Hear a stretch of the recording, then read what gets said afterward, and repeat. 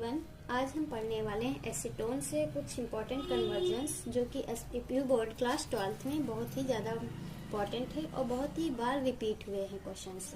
Acetone ही ketone होता है, जिसे कि हम यहाँ पे कुछ एसीटोन ले रखे हैं। इस एसीटोन की अगर हम रिडक्शन करा देते हैं तो ये हमको सेकेंडरी अल्कोहल देता है। अगर इसी एसीटोन के हम हाइड्रोजन के साथ रिएक्शन कराते हैं तो हमको ये एसीटोन हाइड्रोजोन देता है। अगर हम इसी की रिएक्शन फिनाइल हाइड्रोजाइन के साथ कराते हैं तो ये हमको फिनाइल।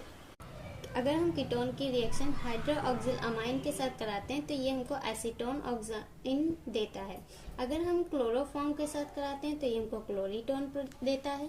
अगर हम सोडियम हाइपोआयोडाइड के साथ कराते हैं तो ये हमको आयोडोफॉर्म देगा।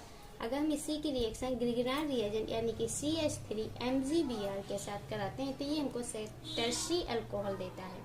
अगर हम इसकी रिएक्शन H2SO4 के साथ कराते हैं तो ये हमको मेसिटिलीन यानी कि ट्राईमिथाइल बेंजीन देता है। अब हम बात करते हैं कि हमको कीटोन को कैसे प्राप्त कर सकते हैं। कीटोन को हम 3 स्टेप से प्राप्त कर सकते हैं। एक तो हम इसका कैल्शियम एसीटेट का ड्राई डिस्टिलेशन करके हम प्राप्त कर सकते हैं, और एक तो हम इस सेकेंडरी अल्कोहल का ऑक्सीडेशन कराकर या फिर क्यूपरा 300 सेल्सियस पर रिएक्ट कराकर हम इसको प्राप्त कर सकते हैं। या फिर कोई भी एक अल्काइल हैलाइड ग्रुप है उसकी हम NaOR के साथ रिएक्शन कराते हैं तो भी ये हमको CH3COCH3 ग्रुप दे देता है। यहाँ पे जो R ग्रुप है, यहाँ पे R ग्रुप हम वही ग्रुप लेंगे जो इस कीटोन के साथ में ग्रुप लगा होगा।